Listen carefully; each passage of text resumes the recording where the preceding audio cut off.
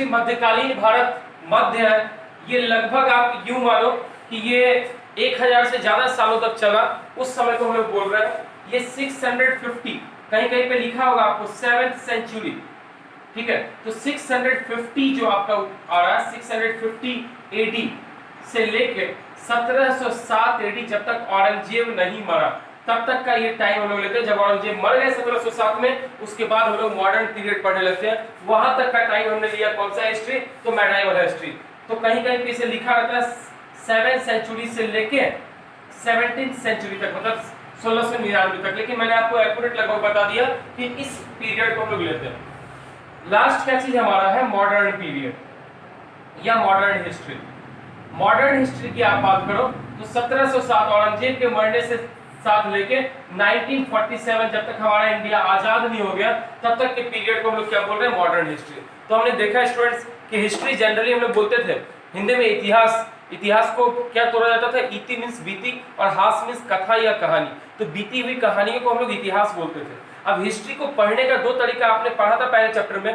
पहला था literary sources means साहित्यिक स्रोत, जो बड़े बड़े लेखकों ने लिखा, उन्होंने क्या किया, उसमें क्रोनिकल्स लिखा। क्रोनिकल्स मींस क्या होता है, तिथि दर तिथि, डेट बाय डेट उन्होंने लिखा कि इस ईयर में ये हुआ, इस ईयर में ये हुआ, तो क्रोनिकल्स लिखा। सबसे पहली ऐसी बुक जो हमारे यहाँ की इंडिया की मानी जाती है वो राजतरंगिणी थी, जो कलहन के द्वारा लिखी हुई थी और ये कश्मीर के राजाओं पर आधारित थी। तो सबसे पहली किताब जो हमें लिटरेरी सोर्सेज हिस्ट्री के बारे में देता है वो थी ये।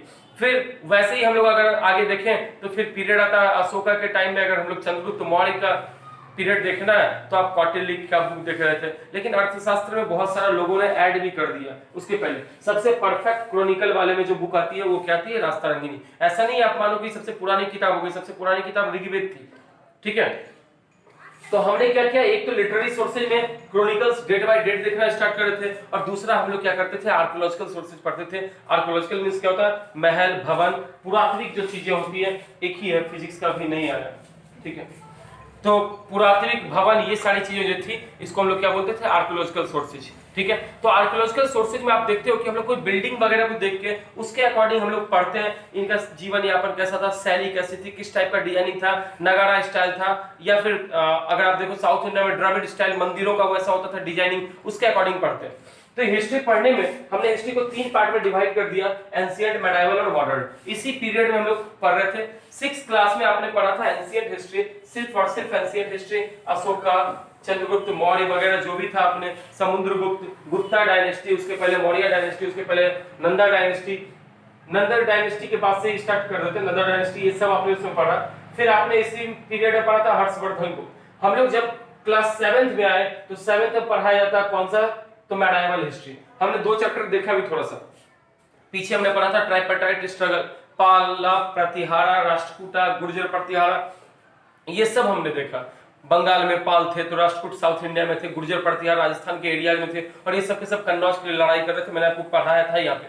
तो हम लोग वो देख रहे थे मेडाइवल हिस्ट्री, और लास्ट हम लोग 8 में पढ़ते हैं कौन सा, मॉडर्न हिस्ट्री। तो हम लोग अब सबसे इंपॉर्टेंट जो चैप्टर आ रहा है, 2 चैप्टर आ रहा है, एक है दिल्ली सल्तनत और इसके बाद है क्या चीज, मुगल पीरियड। इस दोनों का यूं मानो कि दिल्ली सल्तनत 1206 से स्टार्ट हुआ और ये एंड हुआ कहां जाके, तो 1707। दिल्ली सल्तनत 1206 से स्टार्ट हुआ, 1526 में एंड हुआ, और 1526 से मुगल एम्पायर स्टार्ट हुआ और ये एंड हुआ 1707 में।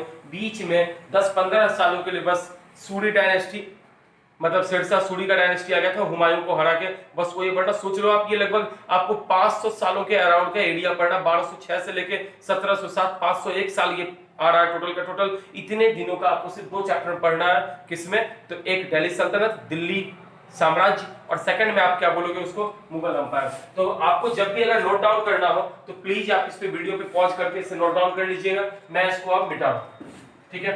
आज हमें जो चैप्टर स्टार्ट करना है वो क्या चीज है, दिल्ली सल्तनत। मैंने आपको बोला था कि लॉकडाउन के पीरियड में अधिकतर हम लोग ये सारा चैप्टर एंड कर लेंगे। अगर साइंस में आपका कोई सिलेबस में चैप्टर हो तो आप प्लीज मुझे बोल दीजिएगा कमेंट सेक्शन में, या फिर आप उसमें ग्रुप में लिख देना, व्हाट्सएप ग्रुप में, कमेंट सेक्शन में। तो वो बच्चे भी लिखेंगे जो मेरे पास नहीं पढ़ते हैं, लेकिन आपको अगर पढ़ना है, जो बच्चे मेरे पास पढ़ रहे हैं, मैं तो फिर पहले उन पे फोकस करूंगा। तो आप क्या करोगे, व्हाट्सएप ग्रुप वाले में डाल दोगे, ठीक है। तो दिल्ली सल्तनत की बात करें तो मैंने आपको बोला इसे हम 1206 से लेते हैं और ये 1526 तक लेते हैं, ठीक है।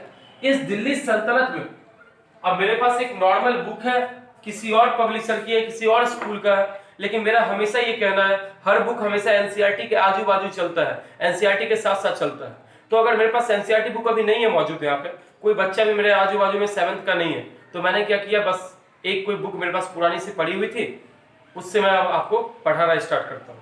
चैप्टर्स वही होंगे, टॉपिक वही होगा, किसी के बुक में थोड़ा ज्यादा होगा, किसी के बुक में थोड़ा कम होगा, बाकी कोई दिक्कतें आपके नहीं होनी है, सेम ही होगा वो टॉपिक।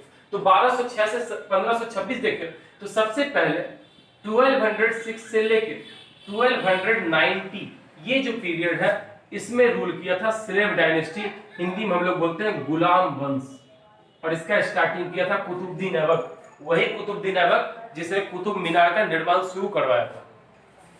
1290 से लेके 1320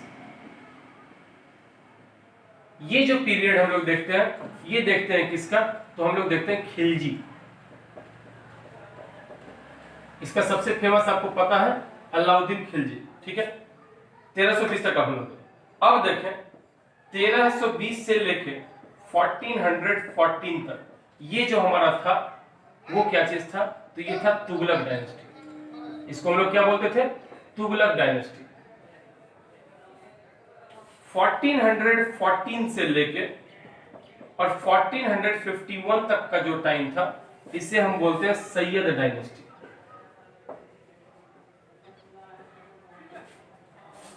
और 1451 से लेके आप यूं मानो कि लगभग 1526 तक का जो टाइम था इसको हम लोग किसमें देते हैं, तो सैयद, ये स्लेव, खिलजी, तुगलक, सैयद और ये लोधी डायनेस्टी। इसके बीच में आपको बहुत सारी लड़ाइयां पढ़नी है, सारा पार्ट पढ़ना है, ठीक है। ये हमने 5 देखा, अब ये चीजें आपको पढ़नी है। तो चलिए सबसे पहले आप देखिए, अब देखिए हमारे इंडिया में क्या हुआ ना, मुगलों का आगमन स्टार्ट हुआ, और ये मुगल को लाने वाले कोई खुद से वो आने वाले नहीं थे। हमेशा वो जो है ना कि रावण की लंका ऐसे नहीं डूबी, ऐसे नहीं बर्बाद हुई, उसको बर्बाद विभीषण ने करवाया। ठीक हमारे यहाँ बहुत सारे ऐसे विभीषण आए जो समय समय पे हमें उन्होंने डुबाने का काम किया। तो जब आप मेडाइवल हिस्ट्री देखते हो तो एक मैंने आपको स्टोरी बताया था सिंध का, जहां पे राजा दाहड़ को हरवा दिया था किसने, तो वहां के पुजारी ने, मोहम्मद बिन कासिम द्वारा 712 एडी में। सेकंड हम लोग यही देखेंगे, ये हमारे यहाँ फिर से जो मुस्लिम आए और ये मुगल अंपायर या मुस्लिम का स्टार्टिंग हुआ, इसको ऐसे तो अलाउद्दीन वो था, मोहम्मद गजनी था, 17 बार अटैक किया, लेकिन उसने कभी भी इंडिया पे राज करने का नहीं सोचा, वो बस लूटने के लिए आया और लूट के गया। लेकिन हमारे यहाँ जो राज करने का सबसे पहला बंदा सोचा वो था मोहम्मद घोड़ी। घोड़ नामक एक छोटे से प्लेस का, अफगानिस्तान का था। अब है क्या, वो छोटे से प्लेस का है, लेकिन उसी जमाने में गढ़वाल, आप देखोगे अगर मैप बनाओगे ना तो उत्तराखंड, मैं उत्तराखंड को सिर्फ बना रहा हूं, देख लो आप, ये उत्तराखंड है, ठीक है। इसको अगर मैं बनाऊं तो अगर इंडिया के नक्शे पे हम लोग कश्मीर को देखें तो एरिया छोटा हो गया, सिर्फ मैं उत्तराखंड को बना रहा हूं। अगर आप उत्तराखंड को बनाओ तो कुछ इस टाइप का ये आता है नक्शा। उत्तराखंड में 2 एरिया है, एक जो स्टेट साइड है जिधर नैनीताल वगैरह जिला पड़ता है, पिथौरागढ़, नैनीताल, ये सब, इसे बोला जाता है कुमायूं रीजन, कुमायूं, ठीक है, कुमायूं क्षेत्र। ये पहले नेपाल के अंडर था, नेपालियों से अंग्रेजों ने लड़ के लिया था, और ये जो पीछे का एरिया इसे बोलते हैं गढ़वाल, हिंदी में लोग क्या ऐसे लिख रहे हैं गढ़वाल। यहीं पे भी इंडिया का सबसे बड़ा डैम है टिहरी गढ़वाल, टिहरी डैम, इसी में, यही गढ़वाल क्षेत्र में आता है चार धाम, गंगोत्री, यमुनोत्री, केदारनाथ, बद्रीनाथ, ठीक है, इसी में है वो। हरिद्वार, ऋषिकेश, देहरादून, ये सब गढ़वाल वाले एरिया के ही हैं। तो गढ़वाल का राजा उस जमाने में हुआ करता था कौन, तो जयचंद। कभी कभी हिंदी में आप सुनोगे लोग इसको कहते हैं, आजकल भारत में बहुत सारे जयचंद हो गए। जयचंद मतलब कि गद्दार का नेम ही लिया जाता है जयचंद में से, तो जयचंद था यहाँ का राजा। और ठीक इसके नीचे यहाँ दिल्ली का राजा कौन था, तो यहाँ राजा बन गया था पृथ्वीराज चौहान। पृथ्वीराज चौहान। ये कहाँ का राजा था? दिल्ली का। तुम्हें पता है पृथ्वीराज चौहान एक्चुअली इसके फादर वगैरह राजस्थान के किंग थे, लेकिन चूंकि नाना मतलब कोई मामा इसके नहीं थे, इसलिए नाना की संपत्ति इससे मिली और ये दिल्ली का राजा बन गया। उस जमाने में तुमको पता है कन्नौज ने बहुतों को लड़वाया। नॉर्थ इंडिया में कन्नौज जो कि 2 एरिया था, गंगा घाघरा के बीच में आप देखते हैं यूपी में, यहाँ आपको मिलेगा कन्नौज। ठीक है, तो आप देखो ये गंगा घाघरा नहीं बोलो इसे आप, यमुना और गंगा के बीच में जगह है कौन सा? कन्नौज। उसका दियारा एरिया बड़ा फर्टाइल होता है। और उस जमाने में कृषि तो मेन चीज थी। कौन सा फैक्ट्री था सर? तो कन्नौज नॉर्थ इंडिया में और साउथ इंडिया में ऐसे तुंगभद्रा और कृष्णा नदी के बीच में एक जगह पड़ता है, नाम है रायचूर का दियारा। ये दोनों जगह, एक नॉर्थ इंडिया में कन्नौज और साउथ इंडिया में रायचूर, ये 2 प्लेस हमेशा ही लड़ाई का कारण रहा है। ऐसा भी लोग बोलते हैं कि जड़, जोड़ू और जमीन, इसी 3 चीज के लिए लड़ाई होती है। जड़ कोई पुराना मुद्दा, तुमने मुझे मारा मैं उसका बदला लूं किसी साला, तुमने मुझे तंग किया मैं उसका बदला लूं, मुझे तुमसे चीड़ है उसका बदला लूं, ये हो गया जड़।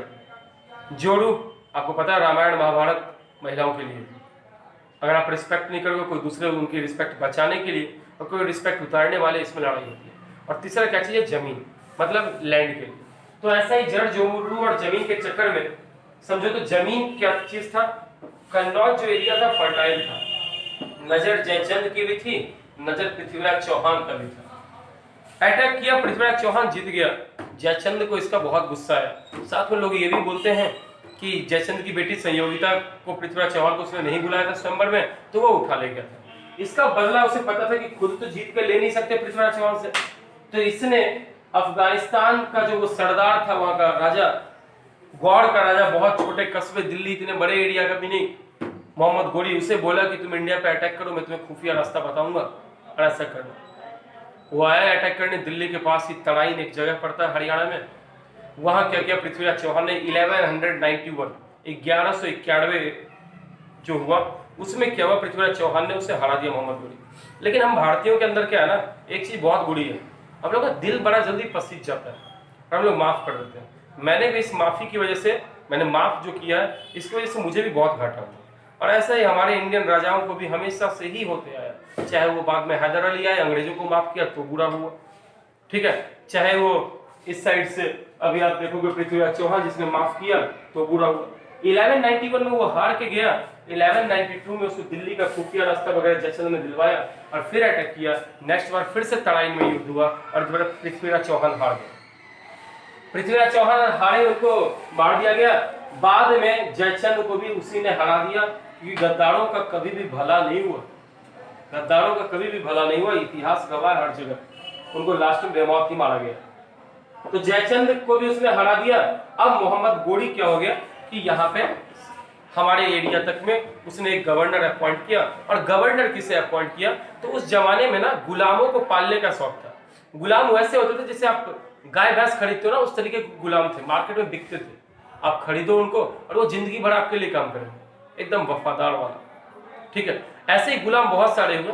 उसी गुलाम में से जो स्लेव डायनेस्टी का संस्थापक था कुतुबुद्दीन ऐबक, कुतुबुद्दीन ऐबक, ये भी एक क्या चीज था? गुलाम था। इसको किसने रखा था अपने पास? तो मोहम्मद गोरी ने। 1192 से लेके 1206 तक ऐसे नॉर्मल उसके अधीन गवर्नर था। 1206 में जब वो डेथ कर गए, मोहम्मद गोरी मर गया, तो कुतुबुद्दीन ऐबक क्या हो गया? इंडिया का ये सरताज हो गया। इसी ने स्टार्ट। आपको क्या करना है, इन चारों सल्तनत का पहला स्टार्ट कौन राजा ने किया वो आपको याद करना है, दूसरा सबसे महान राजा कौन था वो ध्यान रखना है, और तीसरा सबसे लास्ट राजा कौन था वो ध्यान रखना है, ठीक है। ये आपको 3 चीजें मेन याद रखनी है ताकि ये चैप्टर पूरा कंप्लीट हो जाए। तो आपने देखा कि 1192 से 1206 तक उसने अपने गवर्नर के द्वारा मोहम्मद गोरी ने रूल करवाया। वो महाराज कुतुबुद्दीन ऐबक क्या हो गया? यहाँ का राजा हो गया। ये मात्र लगभग 1206 से 1210 तक ओनली रहा। 1210 के बाद ये खुद डेथ कर गया। लेकिन इस 4 सालों में इनका 2-3 काम बहुत फेमस है, जैसे 2.5 दिन का झोपड़ा। नाम है 2.5 दिन का झोपड़ा, लेकिन वो एक महल से कम नहीं है, वह 2.5 दिन ही रुके थे, ठीक है। कुतुबुद्दीन ऐबक अजमेर में बनाया हुआ, क्योंकि दिल्ली और अजमेर दोनों ही किसके कब्जे का था? पृथ्वीराज चौहान का। तो पृथ्वीराज चौहान जब हारा तो किसके कब्जे में आया? मोहम्मद गोरी। मोहम्मद गोरी मर गया तो किसके कब्जे में आ गया? कुतुबुद्दीन ऐबक। ठीक है, तो कुतुबुद्दीन ऐबक ने अजमेर में 2.5 दिन का झोपड़ा एक मस्जिद बनाई थी। दूसरा कुतुब मीनार, जो बड़ा फेमस, इंडिया का आज भी सबसे ऊंचा मीनार है, वो किसने बनवाया था? कुतुबुद्दीन ऐबक ने ही बनवाया था।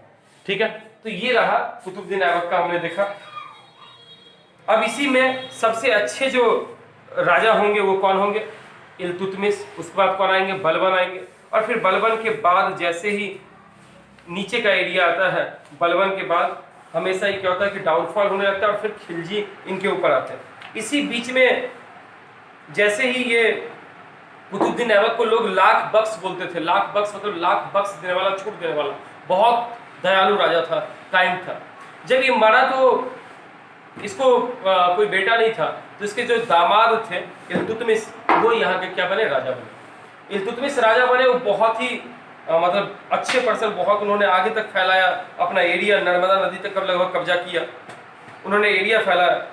मैं ऐसे उनका कल बताऊंगा स्टोरी मेनली, क्योंकि आज टाइम ऐसे भी 18-19 मिनट हो गया और छोटे बच्चों के लिए इससे ज़्यादा इनफ नहीं, 20 मिनट इनफ होगी।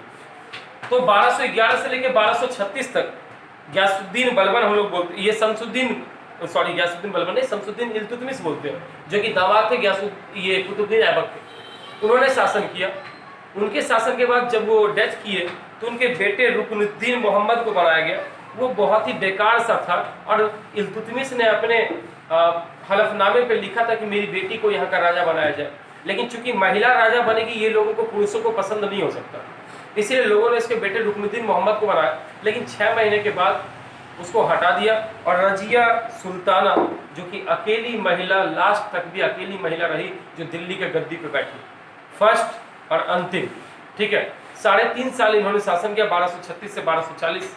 बीच में एक पंजाब के गवर्नर से इन्होंने मैरिज भी किया, लेकिन इनको नॉवेल्स दरबारी नहीं चाहते थे, उनको पसंद नहीं था कि हम किसी महिला का बात माने, इसलिए उन लोगों ने षड्यंत्र के तहत इनको मरवा दिया। और बाद में फिर से क्या हुआ कि उसी नसरुद्दीन मोहम्मद को फिर से किंग बनाया गया, जो 1266 तक तो रहा, 66 तक रहा, लेकिन वो निरंकुश राजा था, लॉयल, उतना वफादार, उतना मेहनती नहीं था, उतना प्रतापी राजा नहीं था। तो बाद में उसी के एक मिनिस्टर नॉवेल्स में से एक क्या हुआ, गयासुद्दीन बलबन, जिसको एकदम शांति पसंद था, उसके दरबार में कोई हंस नहीं सकता था, इतनी कड़ाई होती थी, उसने क्या किया, बाद में रूल किया और यही मेन लास्ट राजा हो गया।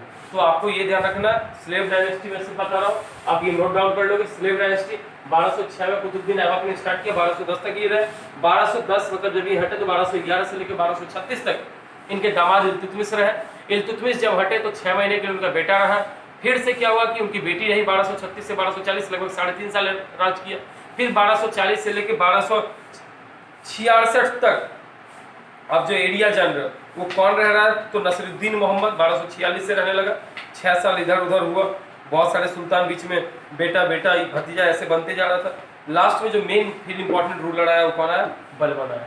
तो हमें पढ़ना मेनली इसमें तो 4 पढ़ना पड़ेगा आपको पहला पढ़ना वो कुतुबुद्दीन ऐबक, दूसरा इल्तुतमिश, वो भी महान राजा था, तीसरा रजिया सुल्ताना, एक ही महिला है तो उसके बारे में पढ़ना ही पड़ेगा, और चौथा गयासुद्दीन बलबन। इसके बाद वाले में हमें बहुत कम पढ़ना, ठीक है। तो आज के लिए इतना। जय हिंद। ये चैप्टर हमारा स्टार्ट हुआ, लंबा बहुत है, 10 पार्ट के लगभग जाएगा, बहुत सारी इसकी कहानियां हैं, उस समय बताते चलूंगा। तो आज के लिए इतना। जय हिंद। आप कंटिन्यू रखिए पढ़ाई को।